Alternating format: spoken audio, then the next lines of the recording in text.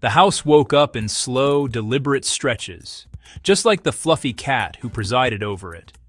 Sunlight spilled across the wooden floorboards, creating warm, golden pools that seemed to exist solely for his pleasure.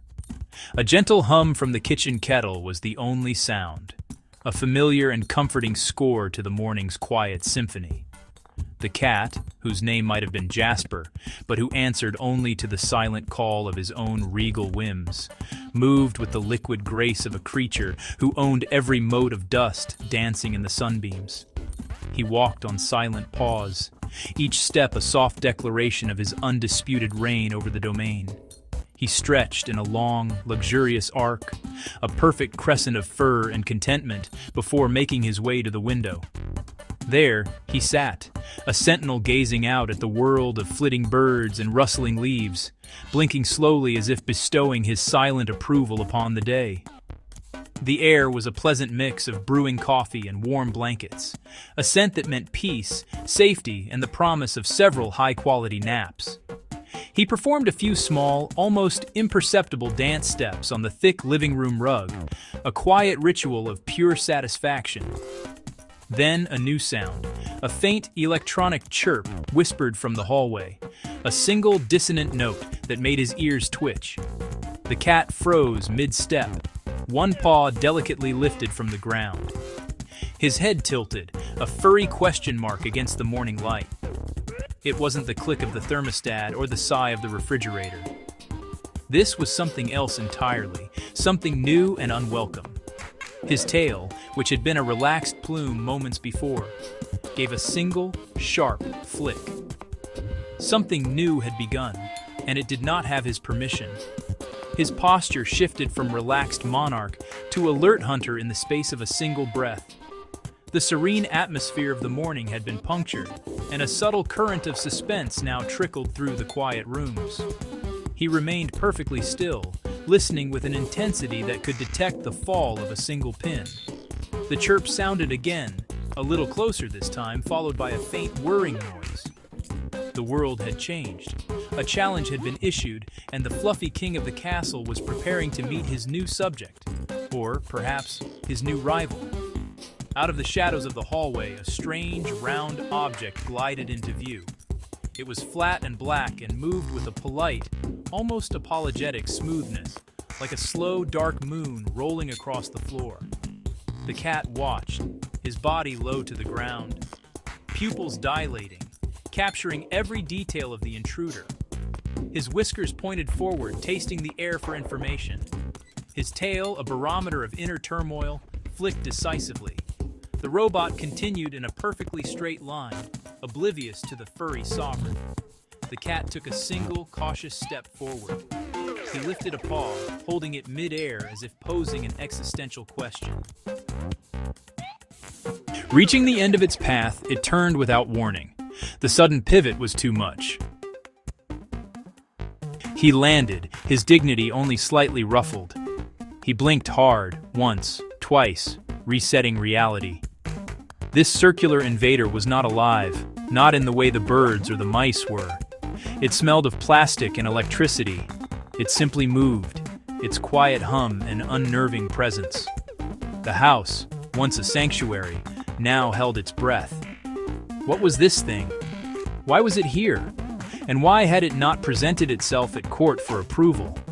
The lines of a new conflict were drawn across polished floors. The cat's brief surprise quickly hardened into strategic focus. He became a shadow behind the leg of an armchair, his fur blending with the dark upholstery. He tracked the invader with the intensity of a field marshal. He watched the robot clean, its humming a monotonous battle cry. It moved with unthinking geometric precision, following a map only it could see. He moved with stealth and purpose, a silent commando, ascending to high ground to judge the battlefield below. He noted its patterns, pauses, and turns. Section 4. A violation of sacred territory. The mechanical intruder crossed boundaries both invisible and sacrosanct. Cut. It rolled on, its wheels spinning with purpose. First, it rolled onto the soft, plush rug, the primary napping zone, a place of supreme comfort and strategic importance. The cat watched this transgression with a low, guttural growl. It drew perilously close to the food bowls and water bowls, an act of profound disrespect. The final straw came as it edged toward the throne-like armchair, a casual nudge that felt like a declaration of war. That was it. He planted himself in the machine's path. He puffed up, doubling in size. He stood his ground, a small but formidable obstacle. The robot did not retreat. It paused, then nudged forward with insistence. This was an outrage, a swift, theatrical swat, the message clear. The machine did not speak the language of dramatic swipes. The living room became a stage for a grand, silent argument. He danced side to side, blocking every attempt to pass, a valiant defender against sterile, automated progress. The robot remained calm, its programming demanding completion. Section 5. The melodrama of a disrupted king. The cat's frustration reached a boiling point. His composure shattered. His face seemed to ask the heavens why he'd been forsaken. He ran, a frantic streak of fur hiding under a blanket, as if the world was too much to bear. But his courage was not entirely gone. He peeked out, only to see the robot still humming along. He retreated to his fabric cave, a tiny actor in his own tragedy. His breakdown was a performance worthy of the stage. He paced before the offending machine, tail twitching like a frayed electrical wire. He stamped a single paw with theatrical emphasis. Then a sudden jerky dance, a hilarious display of inner turmoil. Fast cuts, wide eyes, flailing paws, flicking tail. Just then, the human entered, drawn by the commotion. They smiled, completely misreading the gravity. What are you doing, you silly fluffball? They leaned to scoop him for a cuddle, met with a look of profound betrayal. He squirmed free, mission too important for trivialities. The robot hummed on, placid, indifferent.